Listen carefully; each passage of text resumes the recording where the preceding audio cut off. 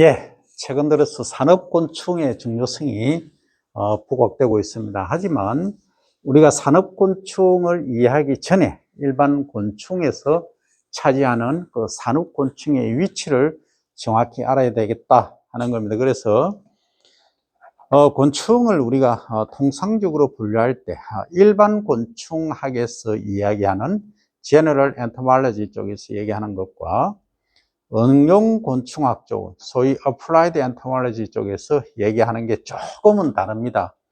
우리가 이제 작물을 이해할 때도 일반적인 분류법과 이용 형태, 목적에 따른 분류법이 다르듯이 이 부분도 마찬가지입니다. 그래서 일반적인 우리 곤충을 어떻게 분류를 하느냐 하면 크게 이제 5개로 분류를 합니다. 첫째는 곤충 분류학에서 분류하는 소위 시스테믹 엔토몰로지입니다. 그러니까 시스템적으로, 그러니까 곤충의 분류, 즉 소속을 결정하고 종명을 동정, 아이솔레이션 한다는 거죠. 찾아내며 곤충 상호 간의 유연 관계를 조사하는 등 곤충의 분류 및 계통에 관해서 연구하는 분야다. 이게 일반적인 곤충 분류학에 포함되는 겁니다. 그 다음, 이제 겉의 외부의 형태를 가지고 분류를 합니다. 이것을 이제 곤충 형태학, 그러니까 인섹트 곤충이니까 몰폴로지라고 하죠. 몰폴로지 형태. 그래서 라지, LOGY가 붙으면 학문, 뭐 철학 이런 의미를 얘기하죠. 그래서 라지 하면은 어떤 학문 이런 뜻이다 하는 거죠. 그래서 이것은 곤충 형태를 가지고 이야기한다. 그래서 곤충의 형태와 구조를 여러 기관의 기능과 결부하여 비교 연구하는 분야다. 그래서 곤충 분류학과 밀접한 관계가 있다 하는 이야기고, 세 번째는 곤충 생태학입니다. 이것은 우리가 생태학하면 이칼라지 이렇게 부르죠. 그래서 생태가 하면 에코시스템 이렇게 이야기를 하듯이 이 이칼라지는 우리 생태학 분야에서는 그 곤충이 차지하는 분야가 상당히 크더라. 그래서 어떤 분들은 그래요. 에그라노미 쪽에 또는 에그리컬처 쪽에 공부를 한다면 가장 어려운 학문이 이게 곤충학이다. 이렇게 이야기를 할 정도로 곤충의 종류가 다양하고 분류하기 어렵다는 거죠. 그래서 이것은 생태적으로 보면 곤충이 살고 있는 환경을 물리적, 화학적, 생물적으로 분석하고 환경이 곤충에 미치는 영향, 곤충의 집단, 환경과 결부된 곤충의 진화 등을 연구하는 분야다. 결국은 환경이 가장 핵심적이죠. 생태학에서는. 자, 그 다음 네 번째로 분류할 수 있는 게 곤충 생리학입니다. 그러면 우리가 식물 같으면 플란트 피지올로지 이렇게 하지만 이것은 이제 곤충에 관한 인섹트에 관한 생리이기 때문에 인섹트 피지올로지 이렇게 이야기를 하죠. 그래서 이것은 곤충의 이제 어떻게 소화를 시키느냐 소화 부분, 그리고 이제 순환 호흡하는 것, 그다음 생식 부분, 변태하는 것. 변태 얘기 나오니까 완전 변태, 불완전 변태 이렇게 또 구분을 하기도 하죠.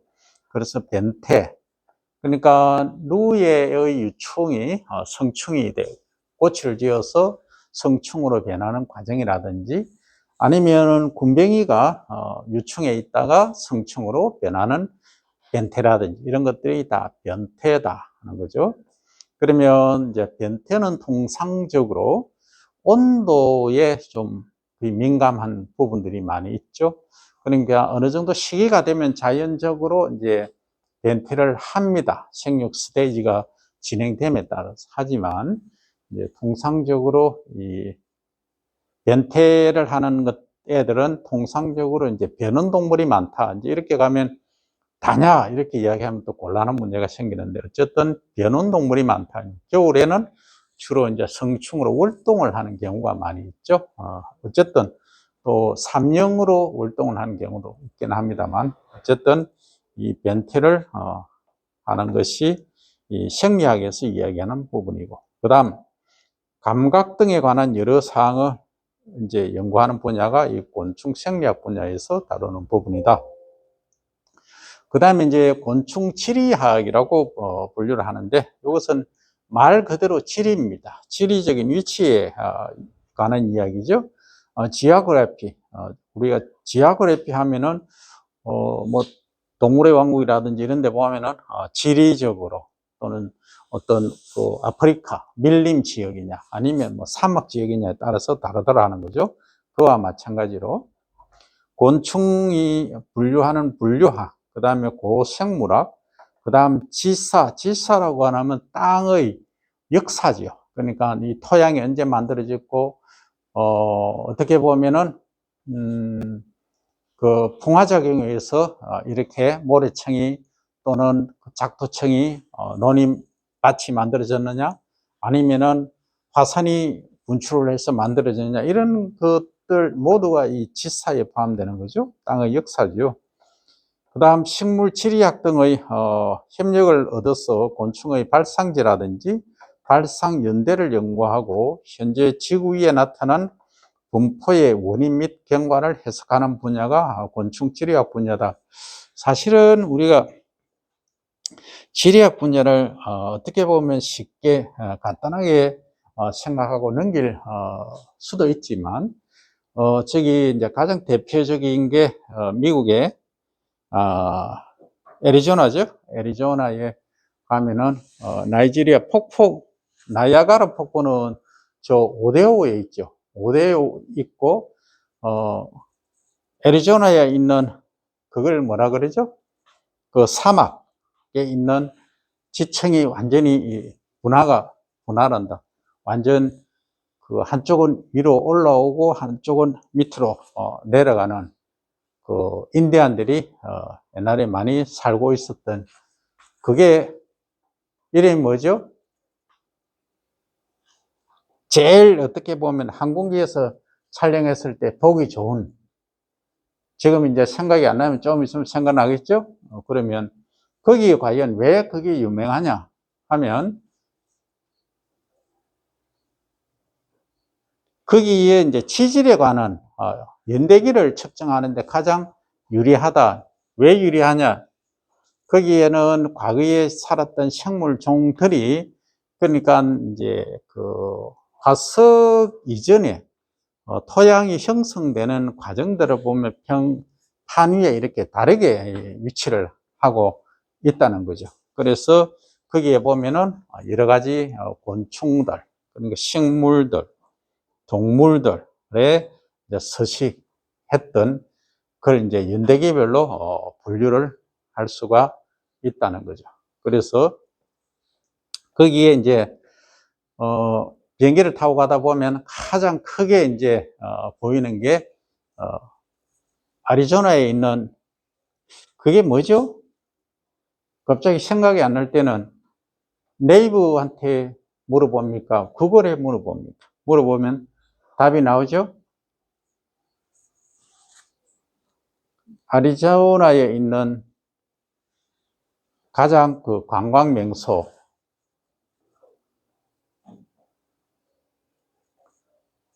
갑자기 생각이 안 날 수도 있어.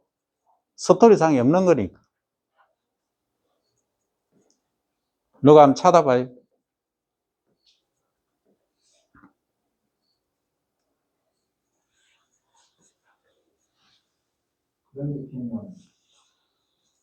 그랜드 캐니언 맞죠? 예, 그랜드 캐니언입니다. 그랜드 캐니언.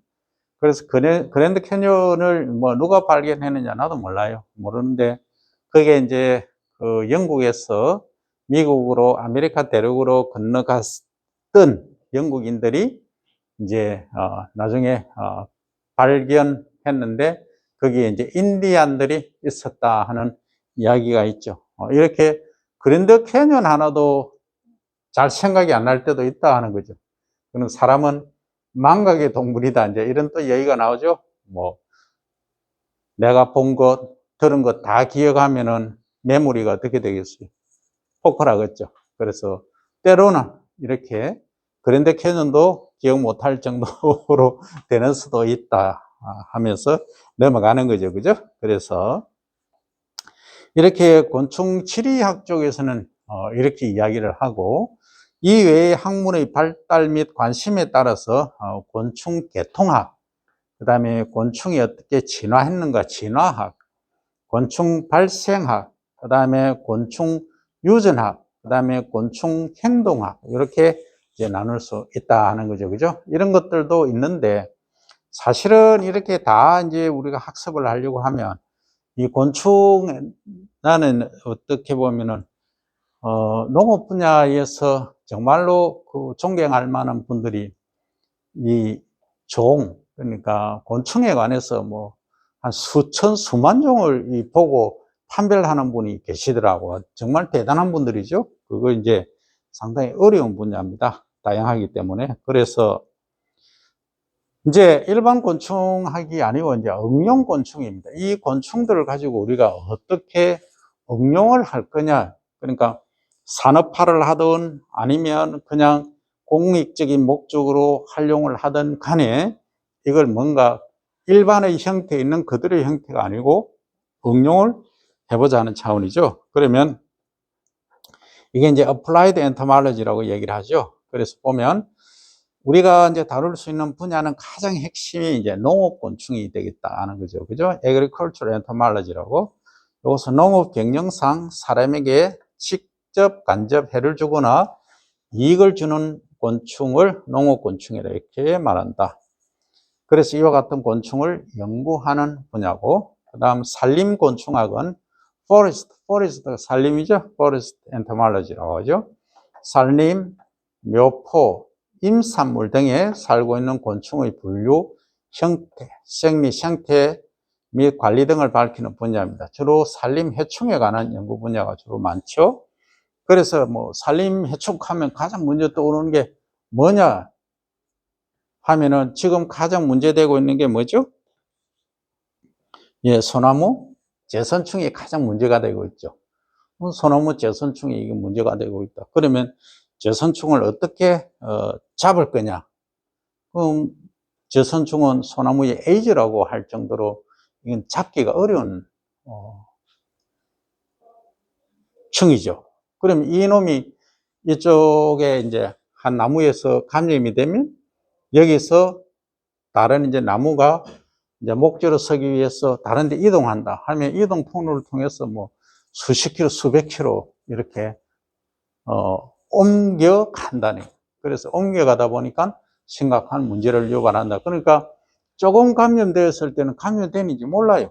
그러니까 우리가 이제 산림청이라든지 지도국에서 나와서 행위를 하는 것은 이게 제선충 걸렸습니다 하고 잎이 완전 마른 상태로 됐을 때 이제 와서 조사를 하고 하다 보니까 어쩔 수가 없죠. 행정 영역이 있고 또 관할 또 범위가 있고 그 다음에 행정력이라는 게 있어요. 그래서 여러 가지를 감안해서 이렇게 하는데 지금 문제되는 게 제선충이 가장 큰 문제가 되고 있다는 거죠. 그래서 아까 조금 전에 얘기한 농업용은 일반적으로 우리가 활용할 수 있는 분야가 이제 간단히 이야기하면은 벼를 재배하는데 잡초가 문제가 된다. 그러면 이제 잡초를 먹는 애가 뭐냐? 동물로 보면 옛날에 이제 오리를 많이 썼어요. 오리를 써서 오리가 다니면서 흙탕물을 일으키고 또 잡초가 나는 것을 이 갈퀴로 해서 잡초를 죽이고 이렇게 했었는데 최근에는 이제 왕우렁이를 투입을 했습니다. 왕우렁이를 투입하니까 얘가 초식성이다 알고 다니면서 똑같은 역할을 하더라. 이제 새로 나는 풀들을 먹더라 하는 거죠. 그래서 이 왕우렁이를 큰 걸 써야 되느냐, 그러니까 성패를 써야 되느냐, 어린 걸 써야 되느냐, 그러니까 치패를 써야 되느냐, 어느 시기에 투입해야 되는가. 이것은 우리 농업 경영하는 직접 농사를 짓는 분들이 해야 될 일이다 하는 거죠. 그렇게 진행을 하고 있다. 이게 이제 농업적으로 이용하는 거고. 또 이제 이용하는 차원에서 보면 그러하지만 실제로 이제 존재하는 우리 뭐 지구상에 존재하는 다양한 생물들이 있는데 그 중에서 인간에게 이롭게 식품이나 또는 의료용으로 뭔가를 활용할 수 있는 방법들도 있겠다. 그게 핵심이 이제 동의보감에도 나오지만은 군뱅이가 한방맹으로는 제조라고 합니다. 등으로 기죠. 이게 가장 간을 보호하고 간과 신을 보호해서 건강식품으로 좋더라 하는 이야기죠. 이렇게 또 활용을 할 수 있죠. 또 그거 말고 또 있던데 TV에 보니까 나오던데, 그러니까 음식물 찌꺼기가 많이 있는데 거기에 어떤 뭔가를 넣으니까 얘가 음식물 찌꺼기를 못 더라. 그래서 그러면은 음식물 찌꺼기를 처리하니까 환경 문제를 처리해 주는구나. 얼마나 귀한 곤충입니까? 그래서 이런 곤충들은 음식물을 이제 처리해 주는 쪽으로 동해등해라는 애가 있더라. 이렇게 또 활용을 할 수 있는 방법이 생긴다는 거죠. 그 동해등해는 조금 이제 나쁜 말로 표현하면 구더기입니다. 구더기. 아마 파리목이죠. 그래서 파리처럼 건데 좀 이 음식물 찌꺼기를 처리하는 데는 조금 냄새가 조금 거시기 하죠. 뭐 어쨌든 우리가 경제적으로 활용하는 또는 산업적으로 활용하기 때문에 그 부분은 더 이제 악취를 제거한다든지 하는 방법으로 나아가야 될 부분이다 하는 거죠. 그 다음 이제 그러니까 농업, 산림, 그 다음 수산이죠. 수산곤충학은 aquatic entomology라고 하는데 수산업 경영상 우리에게 직간접적으로 이해관계가 있는 곤충의 분류라든지 형태, 생리 형태 및 관리에 관한 연구 분야. 그래서 지금 어떻게 보면 수산업에서는 곤충을 갖고 크게 다루지를 않지만 주로 이제 그 농업용이나 산림용에서 이제 많이 다루는데 바다 속의 생물부터 시작해서 논에 있는 또 사실은 곤충은 그러면 농업용이냐 아니면 수산용이냐 하면 논밭에 있는 것은 또 저수지 이런 것들은 다 농업용이라고 생각을 해줘야 되고 곤충은 이제 수산은 주로 이제 바다 생물, 그 다음 양식장 이런 데 해당하는 부분이다 이렇게 이해를 하시면 되겠습니다.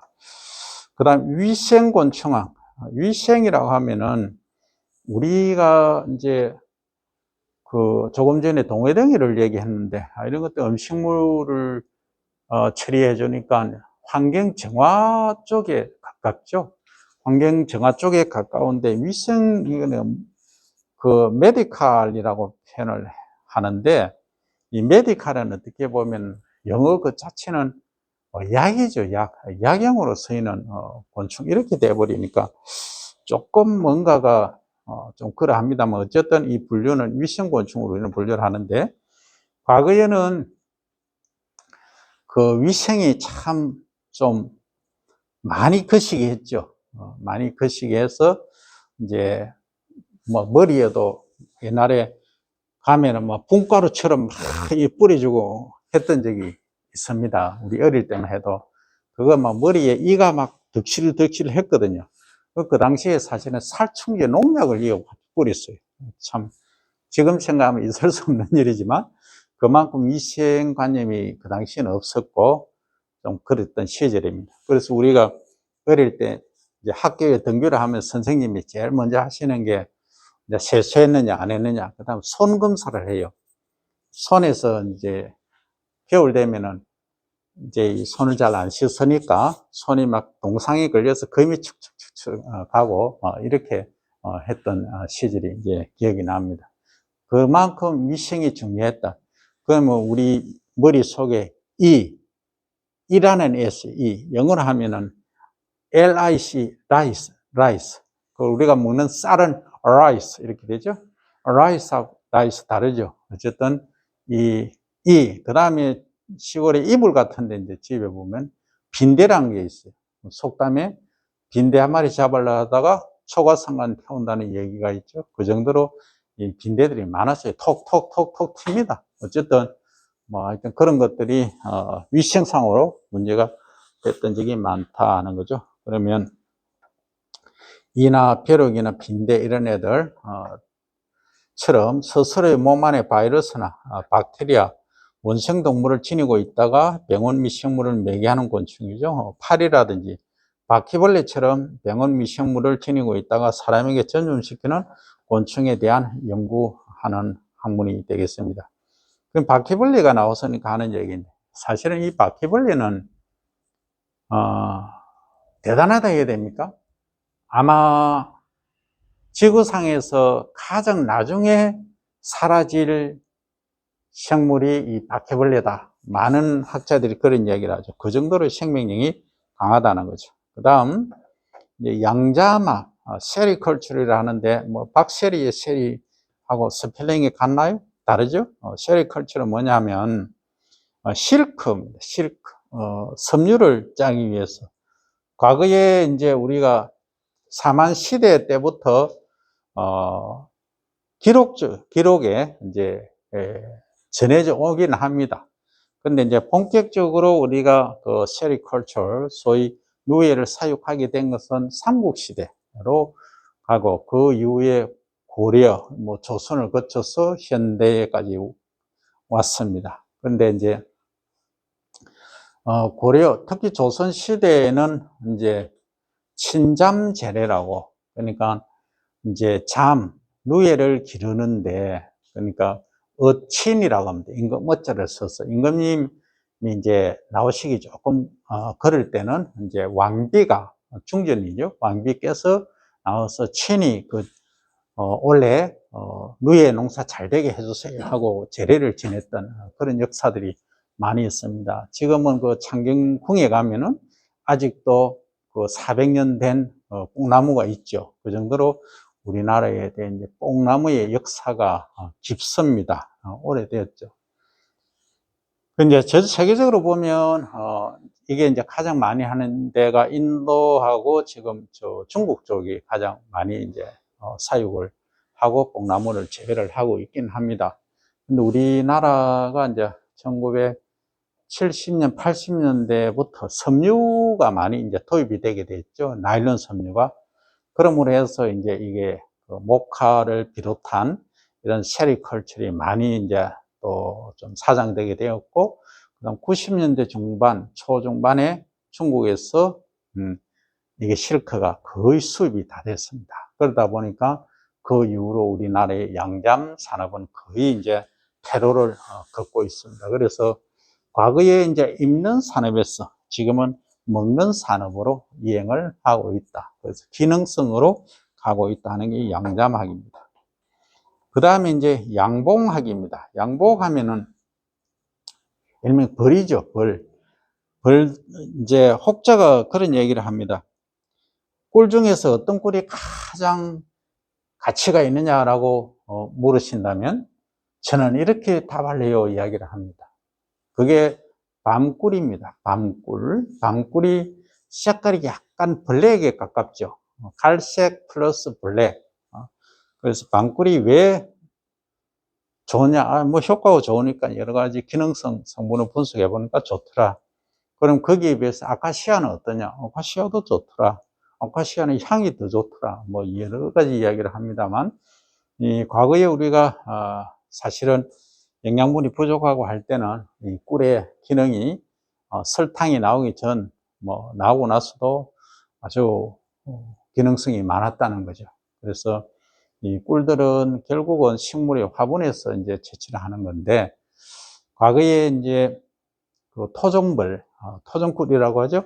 찐득찐득한 거 있죠. 그 꿀에서 지금은 약간 이제 소프트한, 약간 리퀴드, 액체 쪽에 가까운 꿀들이 이제 많이 쏟아지게 됐는데, 이 양봉 산업이라는 것은 농약 사용하고 기후변화하고 아주 밀접한 관계에 있더라. 그래서 몇 년 전에 몇 번 그런 사태가 있었죠. 꿀벌이 거의 사라지는 위기까지 갔었다. 꿀벌이 다 사라지면 어떻게 되느냐? 꿀벌이 사라지고 나비가 사라지고 화분 매개충들이 다 사라지면 지구의 멸망은 40년, 50년 안에 온다. 그게 많은 인류학자들이 얘기를 하고 생물학자들이 얘기하는 거예요. 그 왜 그러냐? 간단한 예로 유럽에서 약 450종 정도의 화분, 이제 꽃가루로 이제 번식하는 작물들이 있다. 그 중에서 380종이 이제 이 매개체가 있는, 그러니까 충들이 다 매개를 하는 거죠. 얘들이 만약에 사라지면 그 수분율은 20%가 채 안 되는 거고, 그 작물들이, 식물들이 한 방에 간다는 거죠. 그러면은 결국은 생산량이 줄어들죠. 그러면 이 지구는, 뭐 인간은 뭘 먹고 살 것이냐? 뭐 안 봐도 뻔한 얘기가 되죠. 그러면 또 먹을 게 없으면 기근에 뭐 시달리고 여러 가지 이제 복합적인 문제가 나타납니다. 이 양봉이 사실은 우리로 치면은 뭐 산청, 지리산 인근, 함양 뭐 이쪽을 꼽기는 하죠, 그죠? 그리고 강원도 일부하고 우리나라에서는 주로 그렇습니다. 경기도에 보면 또 어떤 뭐 회사가 또 설립이 돼서 이 꿀 양봉을 중심으로 해서 꿀만 하는 것이 아니고 봉침이라고 있어요. 봉침, 침을 놓는 거죠. 침을 놓는데 주로 이제 민간요법이라고 해야 되죠. 한의사분들도 일부 적용을 합니다만, 그러니까 침을 딱 놓으면 당뇨 환자라든지 이런 분들이 많이 치료가 된 경우가 있어요. 이건 공식적으로 얘기할 건 아니지만 일단 치료가 되는 경우가 많았다 하는 것만 얘기합니다. 그래서 효과가 있다라고 많은 분들이 얘기를 하고 계시는 거죠. 그러니까 한방이냐 양방이냐를 얘기하는 것은 아니고 어쨌든 그런 쪽에 서이고 있고, 또 이제 봉침을 통해서 독을 이제 추출해내는 거죠. 그러면 여기 이제 그 셀로판 종이든 아니면 뭐 플레이트가 있으면 여기에다가 전극을 탁 통합니다. 하면 불이 탁 와서 전기가 탁 튀니까 어떻게 침을 쫙쫙 찌르면서 지가 갖고 있는 독을 팍팍 거기 뿜어내는 거죠. 뿜어내면 여기 이제 여기 방울방울 조금씩 맺혀 있죠. 요것을 이제 싹 수거해서 제약회사나 이제 도구로 쓰는 거죠. 그는 지금 뭐 무슨 회사, 무슨 대학, 뭐 어디서 많은 연구들을 하는 게 진해의 독, 뭐 아스피린 또는 뭐 다른 항생제 뭐 얘기들이 요즘 최근에 뭐 엄청 많이 나오잖아요. 근데 이것은 이제 천연 항생제로 활용하다 보니까 효과가 엄청 좋더라. 또 어떤 회사, 어떤 분들은 이런 얘기까지 하죠. 뱀에 있는 독까지 이제 추출을 하죠. 뱀독을 활용해서 뭐 주사로 하면 효과가 높기 때문에 여러 가지 이제 쪽으로 지금 어떻게 보면은 연구가 지금 진행이 되고 있는 단계입니다. 그래서 이 곤충은 정말 이제 할 분야가 많다. 그 다음 천적. 천적 쪽에는 우리 이제 농업 쪽에서는 상당히 매우 중요합니다. 왜 중요하냐? 내가 어떤 작물을 재배하는데 보니까 또 진딧물하고 이런 게 엄청 많은 거예요. 그러다 보니까 며칠 있으는 거 무당벌레라는 애 있어요. 요렇게 생겼죠, 무당벌레.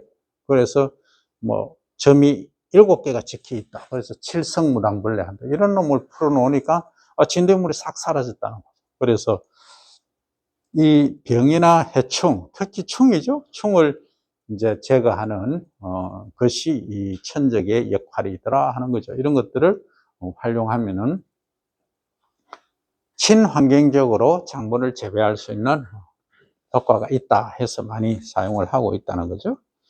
그 다음에 이제 산업곤충, 아까 얘기한 것 중에 곤충을 대량 사용해서 천적, 화분, 매개, 환경 정화, 식용, 약용 및 군사용 등 다양한 용도로 이용하기 위해서 연구하는 분야다.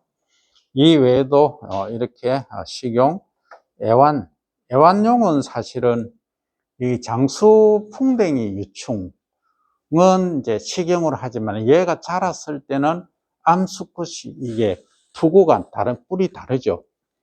그 암컷은 이제 뿔이 장수풍뎅이 이렇게 나옵니다. 옆으로 소처럼 나오는데 이제 수컷은 요래 앞으로 나와서 쫙 이렇게 벌어집니다.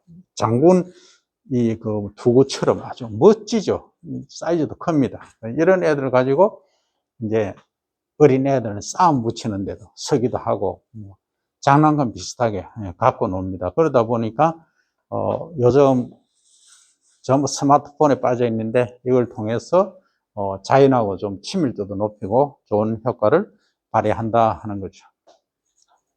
그 부분들이 이제 애완정서, 그다음 문화적인 차원은 뭐 우리 역사하고 같이 가기 때문에 문화곤충학까지 갈 수 있다 하는 말씀을 드립니다.